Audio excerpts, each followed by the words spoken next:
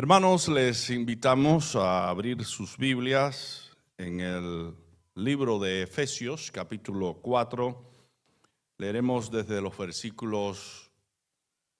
versículo 1 al versículo 16. Vamos a leer esta porción de la Escritura. Efesios 4, del 1 al 16. Hoy vamos a estar hablando precisamente de este pasaje. El tema es la iglesia, pero hemos escogido un pasaje más descriptivo para hablar acerca del papel primordial de la iglesia. Dice la Escritura: yo pues, preso en el Señor, os ruego que andéis como es digno de la vocación con que fuisteis llamados, con toda humildad y mansedumbre, soportándoos con paciencia los unos a los otros en amor, solícitos en guardar la unidad del Espíritu en el vínculo de la paz, un cuerpo y un espíritu, como fuisteis también llamados en una misma esperanza de vuestra vocación, un Señor, una fe, un bautismo, un Dios y Padre de todos, el cual es sobre todos y por todos y en todos. Pero a cada uno de nosotros fue dada la gracia conforme a la medida del don de Cristo. Por lo cual dice: subiendo a lo alto, llevó cautiva la cautividad y dio dones a los hombres. Y eso de que subió, ¿qué es? Sino que también había descendido primero las partes más bajas de la tierra. El que descendió es el mismo que también subió por encima de todos los cielos para llenarlo todo.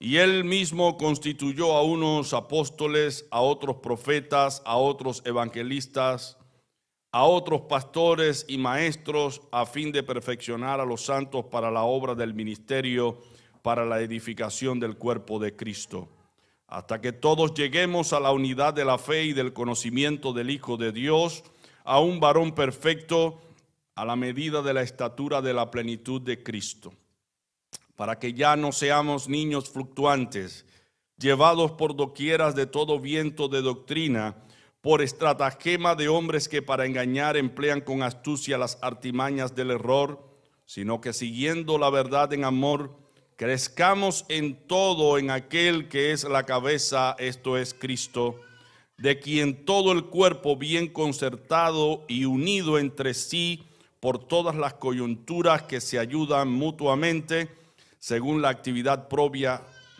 de cada miembro, recibe su crecimiento para ir edificándose en amor.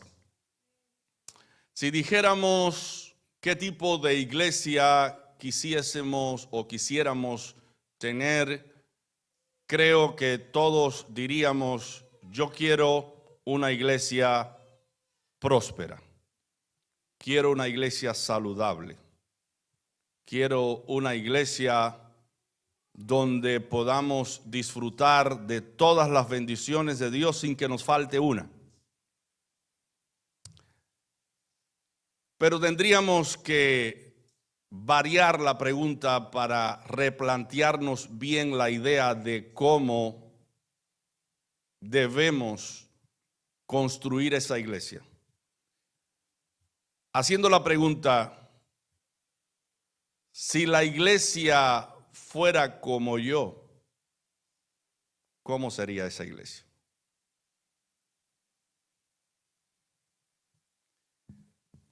Si la iglesia fuera como yo, ¿cómo sería la iglesia? Bueno, esa pregunta creo que varía, la respuesta a esta pregunta creo que varía de una persona u otra, ¿no?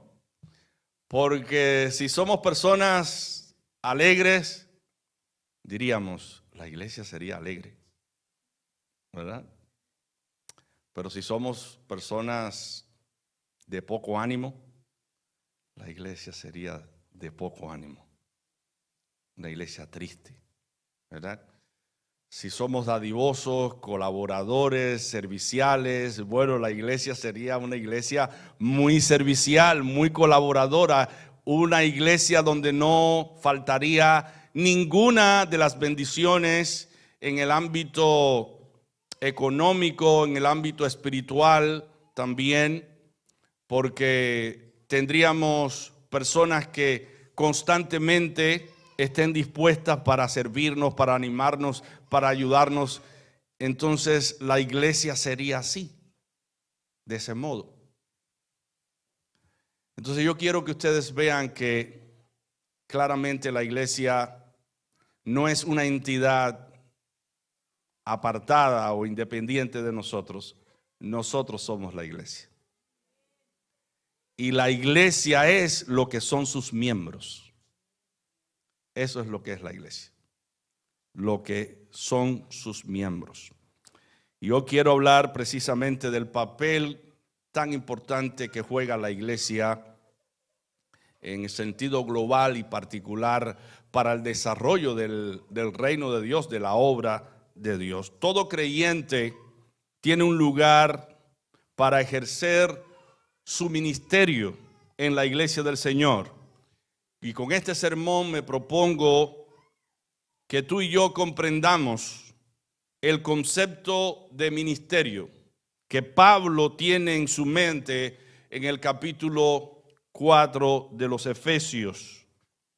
Allí encontramos a Pablo hablándonos acerca de la iglesia y las maneras que podemos usar para comunicar el don que nos ha dado Cristo para edificar la iglesia y servir a otros creyentes. Pablo en primer lugar enseña que para edificar la iglesia del Señor, los miembros de ella buscan la unidad espiritual, buscan estar unidos en el orden espiritual. Son personas fervientes, son personas devotas, son personas de oración, son personas que buscan a Dios de entero corazón, son personas que se dan a la tarea de estudiar la palabra de Dios para hablar de ella con denuedo, con presteza. Son personas que no solamente estudian la palabra de Dios, sino que se dejan moldear por la palabra que ellos predican. Efesios 4 del 1 al 6 dice Pablo: yo pues preso en el Señor, os ruego que andéis como es digno de la vocación con que fuisteis llamados. Hay una manera de andar que mantiene la unidad espiritual, y de eso Pablo se ocupa en los siguientes versículos.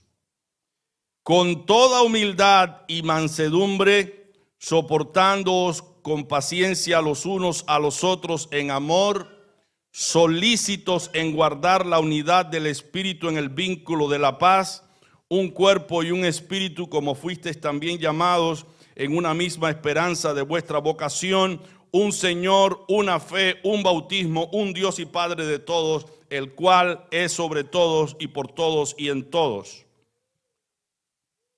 Comencemos a hablar acerca de lo que Pablo dice en el primer versículo con relación al llamado, con relación a la vocación. Mi hermano, tú has sido llamado por Dios. Tú y yo hemos sido llamados por Dios. Cada miembro ha tenido un llamado especial para cumplir un propósito particular dentro de la iglesia del Señor, porque todos somos la iglesia. Pablo fue llamado para anunciar el evangelio de Dios a los gentiles, y nos deja su propia experiencia como un ejemplo de cómo el llamado de Dios puede cumplirse aún en las circunstancias más adversas. Cuando tú y yo no tenemos recursos, no tenemos la capacidad de trasladarnos de un lugar a otro, porque estamos detenidos en un lugar, como en el caso de Pablo. Él estaba preso, él no podía moverse de allí, pero a pesar de esa circunstancia adversa, Pablo está cumpliendo con su ministerio. Pablo se encontraba preso en Roma, sin embargo, él afirmó que su encarcelamiento en una prisión romana no fue un accidente. Fue algo que Dios providencialmente permitió para que desde allí Pablo le escribiera a las iglesias. Y estando en prisión, estando cautivo, y nos imaginamos cuántas cosas se sufren cuando una persona está cautiva, pero Pablo estaba cautivo, pero estaba espiritualmente libre, porque predicaba la palabra de Dios, enseñaba en sus cartas el mensaje del evangelio. Por eso Pablo dijo: yo soy un prisionero del Señor, porque él estaba cumpliendo una misión, un ministerio allí en la cárcel. Cada creyente tiene una misión que cumplir en el plan eterno de Dios. La vida del creyente no es un accidente. A cada uno Dios nos ha llamado para cumplir un propósito particular dentro de su iglesia, y ese llamado tenemos que descubrirlo, tenemos que reflexionar sobre él para que en todo momento podamos cumplir la misión que Dios nos ha legado. Dios nos ha legado una misión, y esa misión debemos cumplirla dentro de su iglesia. Dice Pablo que todos somos hijos de Dios, pero a cada uno Dios ha llamado de manera especial y particular. No solo debemos reconocer que Dios nos ha llamado para ser sus hijos, sino también para andar de una manera determinada conforme a nuestra vocación, conforme a nuestro llamamiento. Cuando analizamos la palabra vocación, significa profesión, significa dote, significa apasionamiento, significa capacidad. A cada cual según su capacidad Dios ha llamado para cumplir una misión dentro de la iglesia. Dios espera no solo que forjemos en nosotros el carácter cristiano, que seamos humildes, que seamos dóciles, que seamos fieles, obedientes a su palabra. Dios quiere que nosotros realicemos aquellas actividades que tienen que ver con nuestra vocación y con nuestro llamamiento santo. Y esas son actividades que nosotros realizamos diariamente, que tienen que ver con nuestra vocación y que tienen que ver con las personas a las cuales nosotros servimos. Pablo nos enseña que a pesar de que cada uno de los miembros de la iglesia es llamado a ejercer ciertas actividades particulares, ninguno está desconectado de los demás miembros, porque todos los miembros del cuerpo de Cristo se ayudan entre sí. Todos los miembros se ayudan entre sí. Así que pudiésemos decir que la iglesia es como un equipo. Todos pertenecemos a un solo equipo. No a 2, 3, 4, 5 equipos. No, un solo equipo. Y un equipo está compuesto por muchos miembros. Y cada miembro del equipo tiene una función y un trabajo determinado que realiza dentro del equipo. Para que ese equipo triunfe, para que ese equipo pueda cumplir su objetivo y su razón de existir, cada miembro del equipo debe hacer su parte, ¿verdad? Y eso es lo que Pablo quiere enseñarnos a nosotros. Dice, de quien todo el cuerpo, dice Pablo, de quien todo el cuerpo bien concertado y unido entre sí por todas las coyunturas que se ayudan mutuamente, según la actividad propia de cada miembro, según la actividad propia de cada miembro, según el llamado de cada miembro, la iglesia recibe su crecimiento para ir edificándose en amor. Esa es la visión de Pablo. La iglesia es un equipo. Cada miembro actúa en unidad con los demás miembros. Imagínense un coro. Ustedes han escuchado los coros que cantan, cada miembro canta una voz determinada. Existe la voz soprano, la voz mezzosoprano, existe la voz barítono, existen los tenores, la voz es aguda, tenor. Entonces, cada cual canta según la capacidad y el don que tiene, el registro de voz que tiene, ¿verdad? Y cómo suena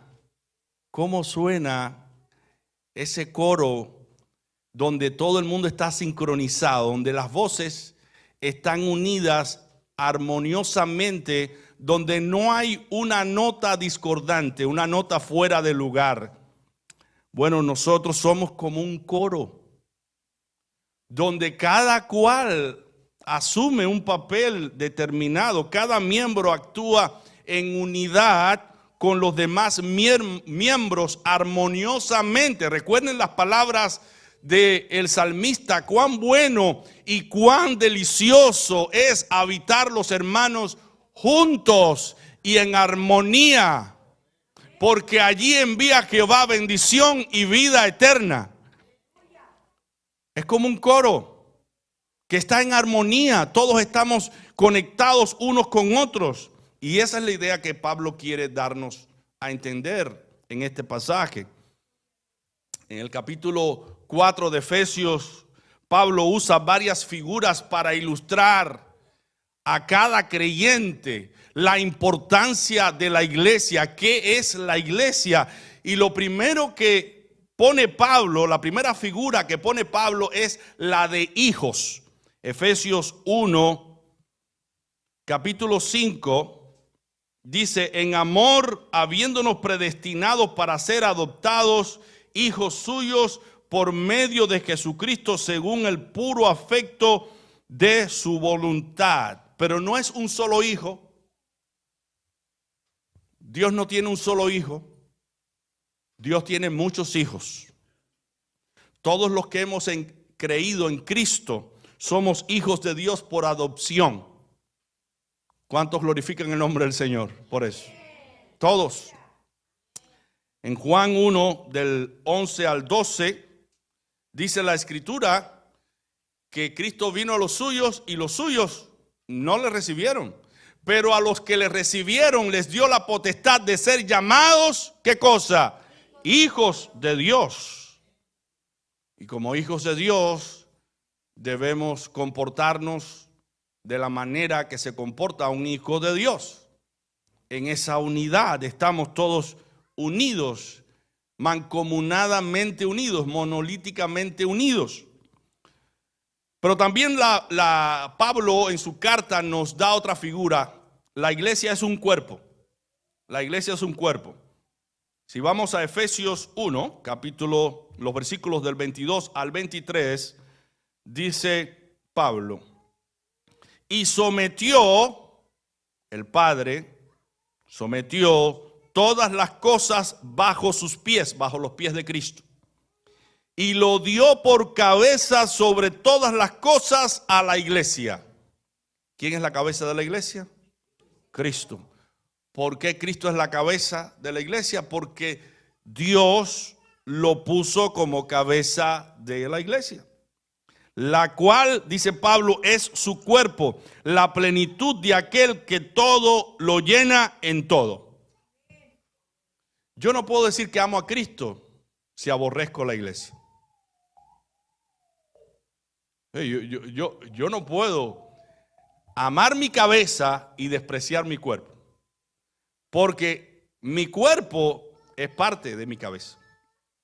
Entonces, nosotros somos parte de Cristo y Cristo es parte de nosotros. Estamos en armonía. Vayamos a 1 Corintios 12, del 14 al 21, para resaltar la importancia de que la iglesia es un cuerpo. Tú y yo somos miembros de ese cuerpo. Cada uno de nosotros es la iglesia. Sin embargo, La iglesia como cuerpo no es un miembro, como veremos al leer este pasaje bíblico. Pablo nos hace ver que un cuerpo está compuesto por muchos miembros y dichos miembros están conectados entre sí. Y vamos a leer este pasaje para demostrar esta verdad. Primera de Corintios 12, del 14 al 21. Dice, además, el cuerpo no es un solo miembro, sino muchos. Si dijera el pie, porque no soy mano, no soy del cuerpo, por eso no será del cuerpo. Y si dijere la oreja, porque no soy ojo, no soy del cuerpo, por eso no será del cuerpo. Si todo el cuerpo fuese ojo, ¿dónde estaría el oído? Si todo fuese oído, ¿dónde estaría el olfato? Mas ahora Dios ha colocado los miembros, cada uno de ellos, en el cuerpo como Él quiso. Porque si todos fueran un solo miembro, ¿dónde estaría el cuerpo? Pero ahora son muchos los miembros, pero el cuerpo es uno solo.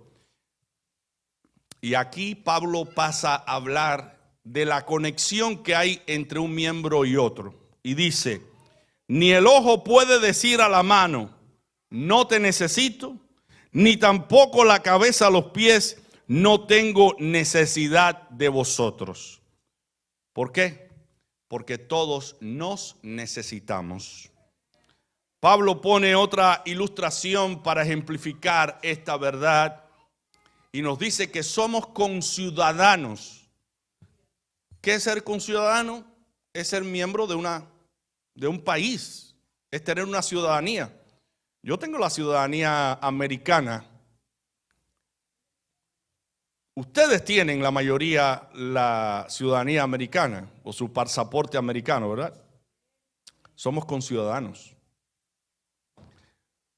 Disfrutamos de los mismos privilegios, pero tenemos los mismos derechos y las mismas obligaciones.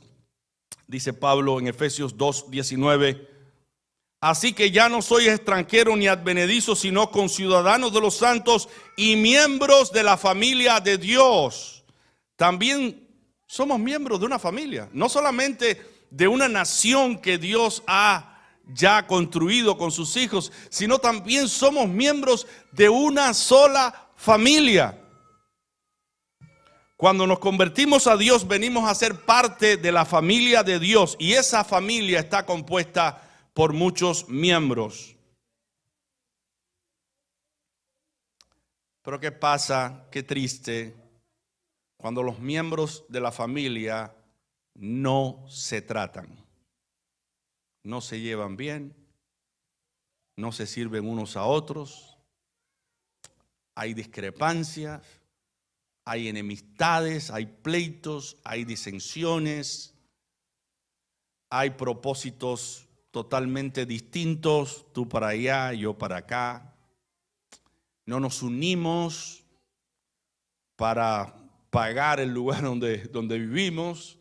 Algunos lo están pagando doble, algunos miembros de la familia, porque hay uno o dos miembros de la familia que no quieren dar ni un centavo.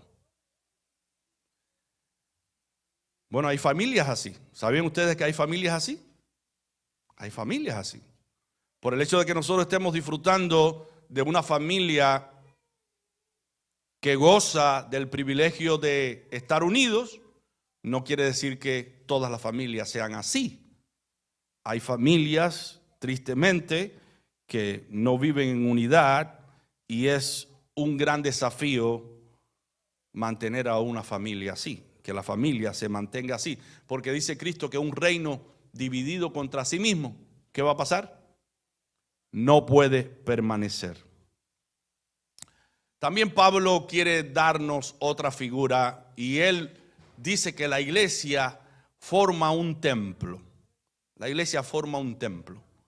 Imagínense este lugar que muchos lo reconocen como un templo, no está compuesto solamente de varillas o cabillas. Ahí hay cemento, hay arena, hay piedra, ¿verdad? ¿Qué más hay? Hay madera también. ¿Qué más hay en un edificio? Clavos, pintura, ¿qué más?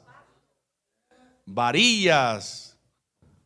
O sea, está compuesto por muchos componentes. Bueno, Pablo quiere también darnos la idea de que nosotros formamos un templo para Dios. Dice Pablo, en quien todo el edificio bien coordinado va creciendo para ser un templo santo en el Señor. Pablo infiere aquí que todos los miembros participan en la formación de un templo que se construye para Dios. Cada uno está construyendo un templo, al cual llamamos iglesia. Cada uno está colaborando en la construcción y formación de ese templo. Como pueden ver, cada uno de nosotros busca estar unido con el otro. Los miembros están unidos entre sí para ayudarse en la misión de construir un templo. Dios llama a los cristianos hijos y miembros de su familia. Es un término que implica imágenes familiares. Dios también llama a la iglesia un cuerpo del cual cada uno de sus miembros en su actividad propia colabora para la edificación de ese cuerpo, y todos los miembros son importantes. Los creyentes también son conciudadanos del cielo y todos están construyendo un templo para Dios. Estas figuras, estas imágenes que Pablo nos trae a la mente nos ilustran claramente cuán importante somos tú y yo para la iglesia. Ninguno puede sentirse tan insignificante, ninguno puede sentirse poca cosa, porque todos somos importantes para Dios.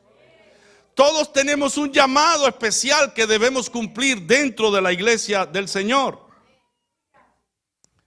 Pero Pablo quiere decir que ese llamado no lo podemos cumplir a menos que nos vistamos de humildad y de mansedumbre.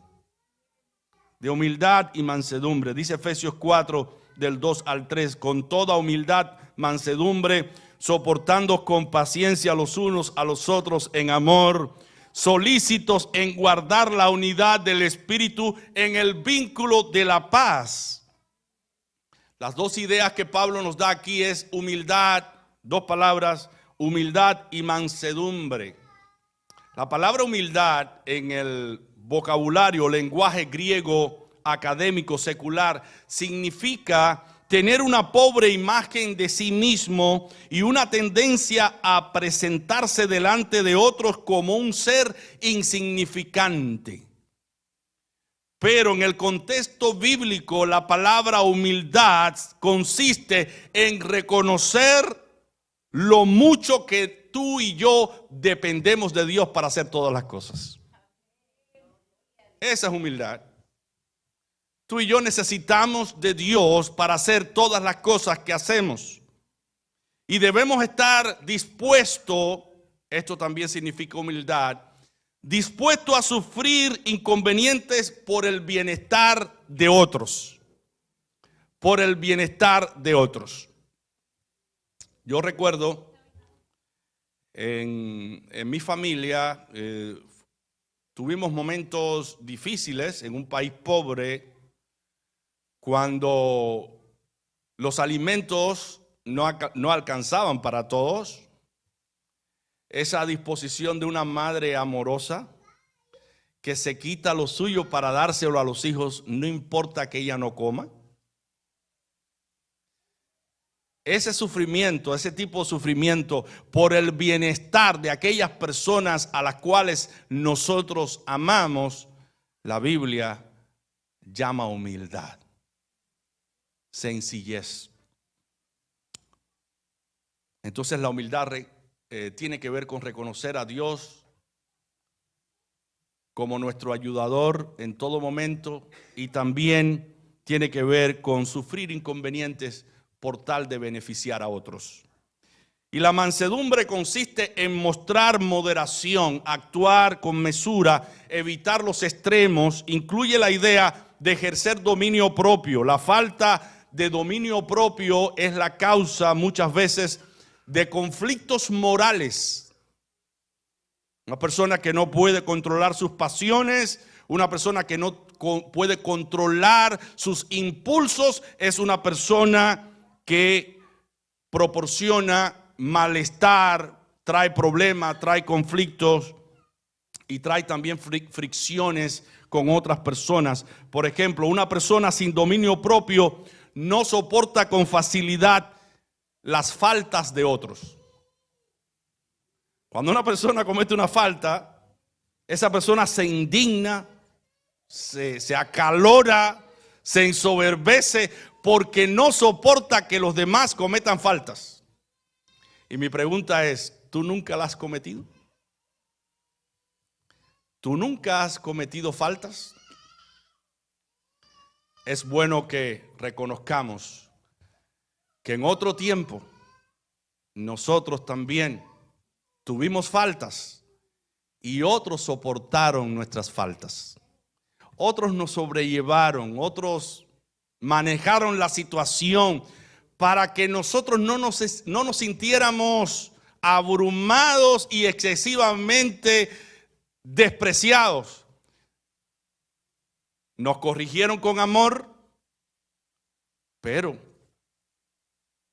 es algo que debemos nosotros hacer, repetirlo en nuestra vida. Cuando otra persona comete una falta o un error, nosotros también recordarnos que en otro tiempo cometimos faltas y otros nos dispensaron. Dice Efesios 4:2, soportándoos con paciencia los unos a los otros. Mire, mi hermano, no esperemos que las personas que vengan a la iglesia hagan todas las cosas perfectas. Van a haber situaciones en que una persona va a actuar desatinadamente, va a manifestar su propio carácter, sus propias tendencias, y la iglesia debe ser una iglesia que practique la gracia, que practique la bondad, que pueda tener la capacidad de sobrellevar las faltas del otro mientras con amor corregimos esas faltas, pero debe siempre estar en nuestra mente de que nosotros también fuimos sobrellevados. Dice Pablo, soportando con paciencia los unos a los otros. Esto significa que debemos tener paciencia para con los demás. Los demás deben tener la misma oportunidad que nosotros tuvimos para mejorar y cambiar. ¿Lo creen así ustedes? Padres, no nos desesperemos cuando tengamos que repetirle a los hijos una y otra vez la misma cosa, porque nosotros también pasamos por ese proceso. Nuestros padres tuvieron que repetirnos una y otra vez las cosas.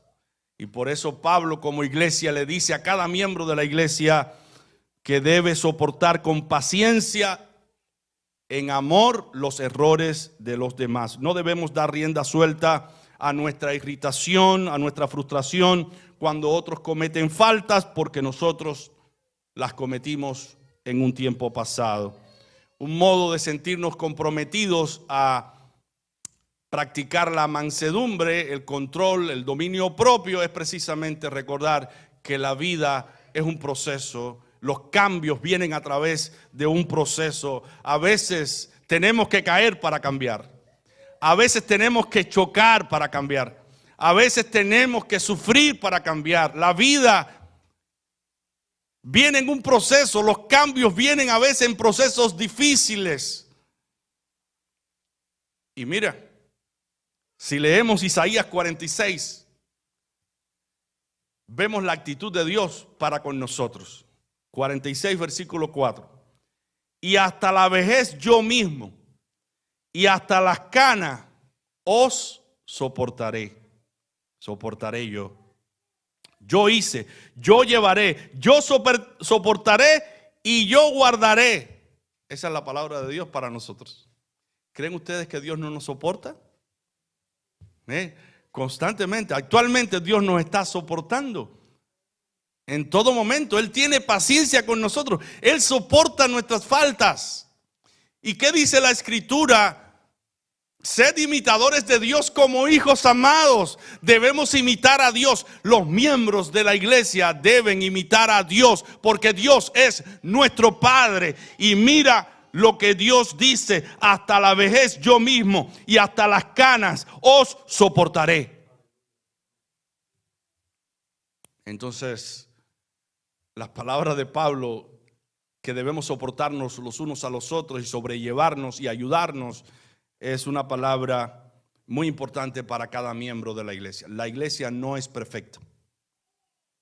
La iglesia está compuesta por hombres y mujeres que tienen defectos y tienen virtudes. Y aquí se viene precisamente a ser corregidos, a ser enseñados, a ser moldeados conforme a la palabra de Dios. Y esa es la responsabilidad que tenemos los pastores, de predicar, de ayudar, de enseñar, de corregir cualquier cosa a través de la palabra de Dios, para que cada día seamos mejores de lo que ahora somos. Efesios 4:3 dice, con relación a la unidad, ¿cómo debe ser? La unidad en el Espíritu. Dice Efesios 4:3, solícitos en guardar la unidad del Espíritu, en el vínculo de ¿qué cosa? De la paz. Efesios 4:3 enseña que la meta del creyente es mantener la unidad, pero es la unidad del Espíritu. La unidad del Espíritu. Todo creyente está comprometido a esforzarse y a vivir para Dios y para otros. Pero lo que dice Pablo, que ese esfuerzo y ese servicio que desarrollamos o ejercemos hacia los demás resulta insuficiente si hay poca actividad del Espíritu Santo en nosotros. Si hay poca comunión en nosotros, comunión con Dios, si hay poca comunión con Dios, todos los esfuerzos que hacemos, todo el servicio que hacemos hacia los demás es insuficiente. Por eso Pablo recurre a la idea de estar unidos en el vínculo del Espíritu. Necesitamos exponernos a la obra del Espíritu Santo, y eso se logra en comunión con Dios. La iglesia debe consagrarse. La iglesia debe acercarse a Dios. La iglesia debe orar más. La iglesia debe ayunar más. La iglesia debe leer más la palabra de Dios. La iglesia debe buscar el rostro de Dios, porque en la medida en que buscamos más a Dios, la calidad y la excelencia de nuestro servicio hacia otros es mejor. Seremos mejores padres, seremos mejores hijos, seremos mejores conciudadanos, seremos mejores personas, porque la mejoría o la excelencia que nosotros aportamos en la vida depende de cuán llenos estamos de Dios. Mientras más llenos estamos de Dios, más podemos dar. Pero mientras más vacíos estamos de Dios, menos podemos dar. Por eso hay tantas irregularidades y tantos problemas en nuestra vida, porque hay poca comunión con Dios, poco acercamiento a Dios, poca devoción a Dios. Y Dios quiere activarnos en el ámbito espiritual para que nuestra unidad sea una unidad espiritual y una unidad que nos edifique a todos. Primera de Corintios 12:13 dice, porque por un solo espíritu fuimos todos bautizados en un cuerpo, sean judíos, sean griegos, sean esclavos o libres, y a todos se nos dio a beber de un mismo espíritu. Todos hemos sido bautizados en un cuerpo, y ese cuerpo es la iglesia, por el poder del Espíritu Santo. Fue el Espíritu Santo quien nos trajo. Fue el Espíritu Santo que puso en nosotros esa tristeza y ese pesar por haber ofendido a Dios. Fue el Espíritu Santo que puso en nosotros el verdadero arrepentimiento, que nos permitió dejar el mundo atrás y abrazar a Cristo y su reino. Y el Espíritu Santo nos ha bautizado en su cuerpo, en el cuerpo de Cristo, que es la iglesia. A pesar de ser personas que pertenecemos a distintas culturas, trasfondos familiares, llegamos a sincronizarnos tan bien por la obra del Espíritu en nuestros corazones. Cristo quitó la pared de separación entre judíos y gentiles. Ya no hay hombre o mujer, esclavo o escita. Ya no hay judío ni griego, porque todos los que hemos creído en Cristo ahora formamos la iglesia del Señor. Y ahora todos tenemos un mismo Señor, dice Pablo. Tenemos una misma fe, tenemos un mismo bautismo, un Dios y Padre de todos, el cual es sobre todos y por todos y en todos. Todos hemos reconocido a Cristo como nuestro Señor. Todos hemos hecho una confesión pública de fe mediante el bautismo de agua. Todos formalmente nos unimos un día al cuerpo local de creyentes y todos tenemos ahora acceso a un mismo Padre que está sobre todos. Ahora, luego que los creyentes lleguen a formar parte de la iglesia del Señor, ellos deben buscar edificar a otros a través de sus dones. Tú y yo debemos edificar a otros a través de nuestros dones. Vayamos a Efesios capítulo 4 del 7 al 8. Dice: pero a cada uno de nosotros fue dada la gracia conforme a la medida del don de Cristo, por lo cual dice, subiendo a lo alto, llevó cautiva la cautividad y dio dones a los hombres. Efesios 4 del 1 al 6 señala una y otra vez a un cuerpo de creyentes. Este cuerpo de creyentes está compuesto por individuos, y esos individuos, esas personas, tienen cualidades especiales, dotes especiales, dones especiales que deben ponerlo al servicio del cuerpo de Cristo, la iglesia del Señor. Cuando nos identificamos con Cristo en su cuerpo, usamos las características personales de cada uno de nosotros para edificar la iglesia del Señor. Porque Dios ha vestido a su iglesia de dones. Cristo obra en los creyentes capacitándolos para el ministerio. Como dice Efesios 4 del 11 al 12, y Él mismo constituyó a unos apóstoles, a otros profetas, a otros evangelistas, a otros pastores y maestros, a fin de perfeccionar a los santos para la obra del ministerio, para la edificación del cuerpo de Cristo. Por eso yo como pastor estoy cumpliendo con esta tarea de perfeccionar a los creyentes para la obra del ministerio, diciéndole a cada miembro de la iglesia que ha sido llamado para servir al cuerpo de Cristo. Los dones son para servir. Dios nos lo da, sí, nosotros los usamos, pero debemos entender que esos dones no son para nosotros, son para nuestros hermanos. Todos los que servimos a Cristo somos ministros, porque servimos con nuestro don a otro miembro del cuerpo de Cristo. Y eso es lo que Pablo dice en Efesios 4:7. Él enfatiza: a cada uno de nosotros fue dada la gracia de Dios, el don de Cristo. Cuando Pablo mencionó dones específicos en el ministerio del liderazgo, no descuida otros dones importantes, como es el don de ayuda. ¿Alguien puede decir que tiene el don de ayuda? ¿Alguien pudo leer anteriormente que la Biblia habla del don de ayuda? Hay personas que tienen ese don para ayudar, del don de ayuda. Y mira cómo las menciona la Biblia en 1 Corintios 12:28.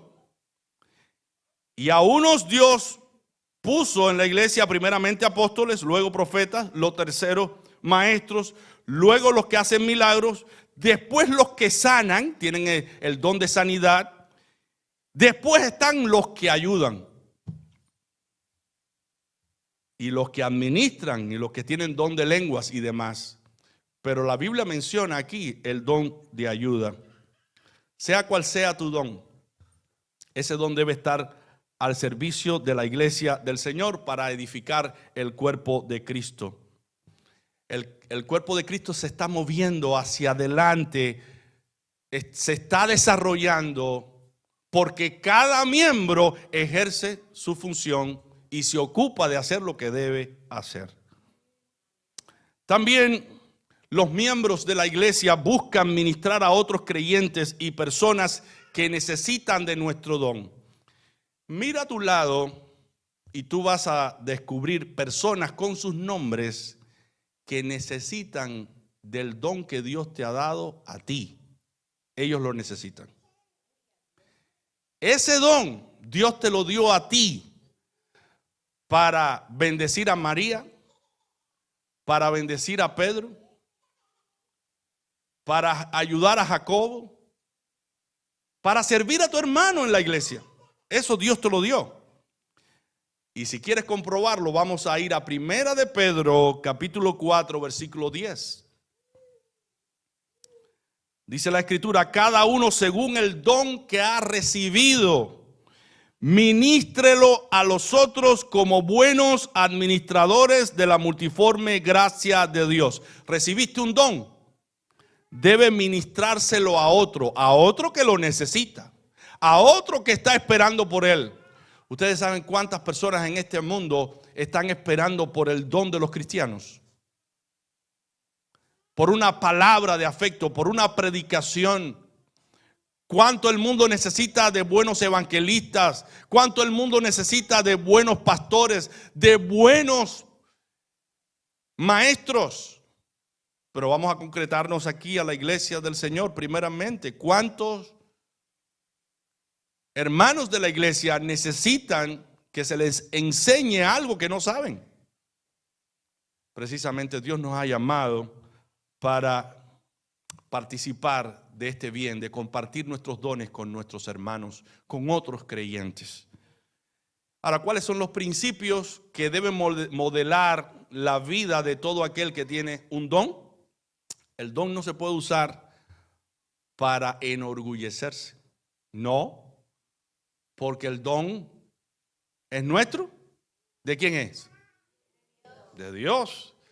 Entonces, ¿por qué yo me voy a envanecer y voy a creerme más importante que otros? No, porque dice la Escritura que te distingues. Si lo recibiste, ¿por qué te glorías como si no lo hubieses recibido? Si recibiste el don de parte de Dios, ¿por qué actúas como si ese don fuera tuyo? No, Dios te lo dio para tú bendecir la vida de otros.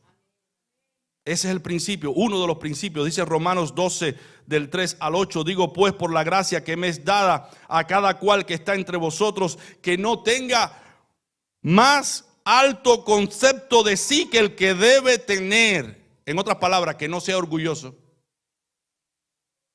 que no sea soberbio, sino que piense de sí con cordura, conforme a la medida de fe que Dios repartió a cada uno. Porque de la manera que en un cuerpo tenemos muchos miembros, pero no todos los miembros tienen la misma función, así nosotros, siendo muchos, somos un cuerpo en Cristo y todos miembros los unos de los otros. De manera que teniendo diferentes dones según la gracia que nos es dada, si el de profecía, úsese conforme a la medida de fe, o si de servicio en servir, o el que exhorta, el que enseña en la enseñanza y el que exhorta en la exhortación, el que reparte con liberalidad, el que preside con solicitud, el que hace misericordia con alegría. Y mira cómo termina Pablo: el amor sea sin fingimiento. No finjas que amas, sino ama en verdad. El amor sea sin fingimiento, aborreced lo malo, seguid lo bueno, amaos los unos a los otros con amor fraternal, en cuanto a honra, prefiriendo los unos a los otros. Gloria a Dios. Pablo habló de la actitud que cada creyente debe tener, una actitud humilde. No porque Dios me dio lo que yo tengo. Yo no tengo nada mío, Dios me lo ha dado todo. Y si Dios me lo ha dado todo, no tengo razón alguna por buscar la alabanza y el reconocimiento de otros, porque lo que yo tengo es de Dios, no es mío. Si hay alguna alabanza, que sea para Dios. Simplemente, cada creyente, mi hermano, debe procurar la gloria de Dios. Cada creyente también debe concientizar de que tiene un lugar en su ministerio dentro de la iglesia de Dios. Y Pablo quiere hacernos ver que somos un cuerpo compuesto por muchos miembros, donde cada miembro tiene una función particular, tiene una actividad que desarrollar dentro del cuerpo que tiene que ver con servir a Dios y servir a los demás. Hermano, como hijos de Dios debemos saber que Dios es soberano. Él elige usar al creyente que Él quiera usar. Y Él pone al creyente en el lugar que Él quiera poner, porque es Dios el que da los dones. Yo no puedo decirle a Dios, ¿y por qué me diste este don y no me diste aquello? Porque Dios es soberano. Él da lo que Él tiene a quien Él quiere. Y Dios ha puesto en su iglesia pastores, maestros, pero ha puesto en su iglesia personas tan selectas y tan importantes como aquellas que ayudan. Tú no los ves en los eventos grandes de la iglesia, no lo ves en el templo, sino en la cocina. No los ves en el púlpito, pero los ves barriendo el lugar donde se está realizando el evento. No lo ves cuando una persona con todo sentimiento, con todo amor, colabora económicamente para la iglesia. Tú no lo ves. Son personas anónimas que existen con ese don de ayudar, de bendecir, de ayudar para que otros hagan su trabajo. Estas personas han sido llamadas por Dios y son las personas más importantes del pueblo de Dios. Porque sirven. Porque sirven. Así que si te sientes que tu trabajo no está siendo visto ni reconocido, piensa que Dios sí lo reconoce, que Dios sí lo está viendo. Otros no lo están viendo, pero Dios sí lo está viendo. Tenemos responsabilidades importantes en el cuerpo de Cristo. Para que un cuerpo pueda funcionar y se pueda desarrollar, cada miembro debe cumplir con su misión, estar dispuesto a hacer su parte. Así como necesitamos a otros para que nos bendigan y nos beneficien en algún sentido, otros necesitan también que nosotros lo beneficiemos y lo ayudemos en otro sentido. ¿Y con qué lo vamos a ayudar? Con el don que Dios nos ha dado. Mi hermano, la invitación del Espíritu de Dios es: pon tu don al servicio de la iglesia. La participación en el cuerpo de Cristo por cada creyente es importante. No solo para nuestro bienestar espiritual, sino también para nuestro bienestar material. La iglesia necesita recursos. Y a veces decimos, no, yo quiero reunirme en un templo con estas condiciones, que tenga esto, que tenga aquello. Pero no me hago la pregunta, ¿qué estoy haciendo para que la iglesia tenga aquello? Porque yo soy miembro de ella. Cada uno de nosotros tiene un lugar que ocupar y no tiene que ser una posición espectacular. No. Las personas que más bendicen a la iglesia son aquellas que están en el anonimato. Hay una grande satisfacción, mi hermano, cuando alguien puede sentirse autorrealizado haciendo aquello para lo cual ha sido llamado por Dios. Tú entiendes claramente que fuiste llamado para realizar algo y tú sientes deleite en hacer aquello, aunque otros no te estén mirando ni te estén reconociendo, pero Dios sí te está mirando. Así que en la práctica, tú y yo debemos desarrollar nuestro ministerio a pesar de que otros no hagan o no cumplan con su labor. Yo la voy a cumplir porque yo sé a quién estoy sirviendo. Estoy sirviendo a Cristo y a la iglesia del Señor. ¿Cómo debemos ver nuestros dones y los dones de otros sabiendo que son dados por gracia? Bueno, debemos entender que a los ojos de Dios ninguna persona es más importante que otra. Si dos ángeles del cielo fuesen enviados por Dios, uno a trabajar en una oficina con aire acondicionado frente a una computadora y otro limpiando las calles más sucias de Los Ángeles, ambos ángeles actuarían con la misma devoción y con la misma pasión, porque la importancia de lo que hacemos no estriba en lo que hacemos, sino para quién hacemos lo que hacemos. Es para Dios. Y lo hacemos con devoción, con alegría. Hermano, yo recuerdo en una ocasión, siendo un adolescente, viviendo en un campamento, y recuerdo que me comisionaron para limpiar los baños. Imagínense ustedes, los baños en nuestros países, no sé cuántos de ustedes pueden imaginarse cómo son esos baños, cómo son esos baños, limpiar esos baños. Pero yo recuerdo que cuando el pastor del lugar me dijo que limpiara los baños, y yo empecé a limpiar los baños, a pesar del mal olor que había allí, yo sentí la presencia de Dios. Yo sentí tanto amor y tanta devoción haciendo aquello que me parecía estar en un culto de oración. Eso fue la obra del Espíritu. Porque Dios me hizo ver que lo que yo hago es para Él. Es para su iglesia. Y yo debo hacerlo con todo amor y con toda pasión. Yo sé que existen aprovechados, ¿verdad? Que existen aprovechados.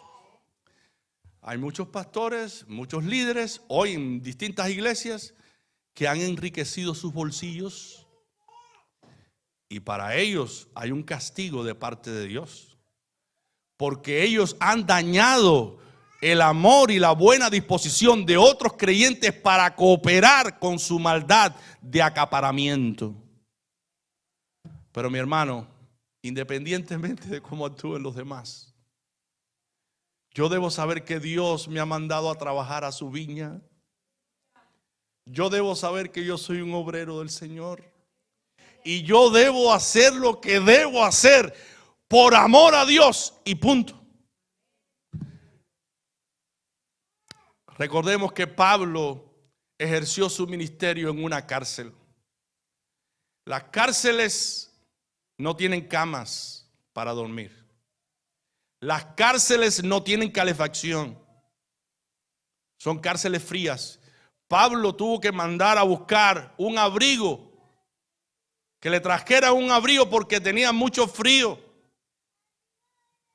padeciendo hambre, padeciendo escasez.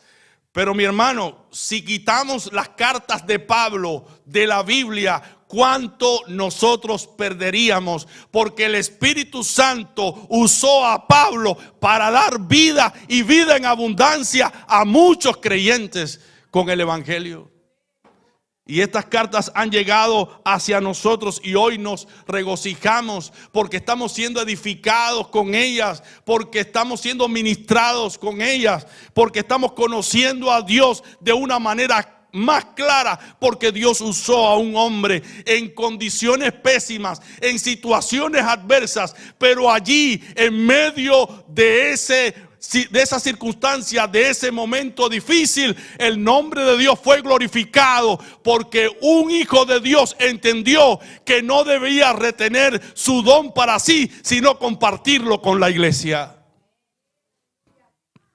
¿Qué plan tenemos nosotros para servir a otros miembros del cuerpo de Cristo con los dones que Dios nos ha dado? ¿Cómo nuestro don está siendo usado para evangelizar a otros? Porque Dios nos ha mandado a evangelizar a través de nuestra gracia, a través de nuestro don. ¿Cuántas personas están conociendo al Señor? Porque el don que Dios nos ha dado lo estamos usando para predicar el evangelio, para que muchos conozcan al Señor. Debemos recordar que somos ministros y los ministros están para servir. Y quiero hacer ver algo muy importante ya para finalizar. Tengo algunas escrituras y la primera es 1 Corintios 3, del 5 al 8. Mira la visión de Pablo. ¿Qué pues es Pablo? ¿Y qué es Apolos? Mira lo que dice Pablo. Servidores por medio de los cuales habéis creído, y eso según lo que cada uno concedió el Señor. Yo planté, Apolos regó, pero el crecimiento lo ha dado Dios. Así que ni el que planta es algo, ni el que riega, sino Dios que da el crecimiento. Y el que planta y el que riega son una misma cosa, aunque cada uno recibirá su recompensa conforme a su labor. Cuando venga Cristo a buscar a su iglesia, cada miembro de su cuerpo, de su iglesia, que sirvió conforme a su don, será recompensado conforme a su labor. Encontrará el Señor que dio dones a muchos y no lo usaron. No lo pusieron en función. Pero Dios quiere que tú y yo entendamos que si ponemos nuestros dones, nuestros talentos al servicio del Señor, vamos a recibir recompensa de cielo. Recompensa de cielo. Dice Hebreos 6, del 10 al 11, porque Dios no es injusto para olvidar vuestra obra y trabajo de amor que habéis mostrado hacia su nombre, habiendo servido a los santos y sirviéndoles aún. Pero deseamos que cada uno de vosotros muestre la misma solicitud hasta el fin, para plena certeza de la esperanza. No te canses de servir. No te canses de dar tu don. No te canses de ponerte en la brecha. No te canses en estar en el lugar donde Dios te ha puesto. Aunque de momento no veas fruto, permanece allí, porque Dios recompensará tu trabajo. Y no se olvidará de ti. Otros podrán olvidarse, pero Dios no se olvidará de ti. Mira lo que dice Dios en Isaías 49. Versículo 15. ¿Se olvidará la mujer de lo que dio a luz para dejar de compadecerse del hijo de su vientre? Aunque olvide ella, yo nunca me olvidaré de ti. Él no se va a olvidar de ti. Él no se va a olvidar de ti. Lo dijo Cristo: el que diera un vaso de agua fría a un necesitado no perderá su recompensa. Y viene a la mente la vida de Baruch en Jeremías 45. Dios le da un mensaje al profeta Jeremías y le dice: palabra fiel habló el profeta Jeremías a Baruch, hijo de Nerías, cuando escribía el libro, estas palabras de boca de Jeremías en el año 4 de Joacim, hijo de Josías, rey de Judá, diciendo: así ha dicho Jehová, Dios de Israel, oh Baruch, tú dijiste: ay de mí ahora, porque ha añadido Jehová tristeza a mi dolor. Fatigado estoy de gemir y no he hallado descanso. Muchas veces vamos a decir así, como Baruch. Pero mira cómo Dios tuvo en cuenta el trabajo de Baruch, que era escribir todo lo que Jeremías le dictaba y sufrir los martirios y las persecuciones que sufría Jeremías. Versículo 4. Así le dirás. Este mensaje es para Baruch. Ha dicho Jehová: he aquí que yo destruyo a los que edifiqué y arranco a los que planté y a toda esta tierra. Y tú buscas para ti grandeza, no la busques, porque he aquí que yo traigo mal sobre toda carne, ha dicho Jehová. Pero a ti te daré tu vida por botín en todos los lugares a donde fueres. He aquí la recompensa. Muchos murieron por la espada, pero Baruch no. Él fue preservado porque hizo la obra de Dios. Mi hermano, ¿qué tan dispuestos tú y yo estamos para hacer la obra de Dios? Debemos seguir haciéndola a pesar del cansancio, a pesar del esfuerzo, a pesar de los desvelos, y aquí están incluidos los pastores también. No debemos tirar la toalla. Debemos seguir, porque Dios va a recompensar conforme a nuestra labor. Que el gozo de servir a otros no muera. Que el gozo de saber a quién servimos no se borre de nuestra mente. Que no nos olvidemos cuál es el propósito principal de la iglesia: servir a Dios y servir a nuestros hermanos. Que Dios les bendiga.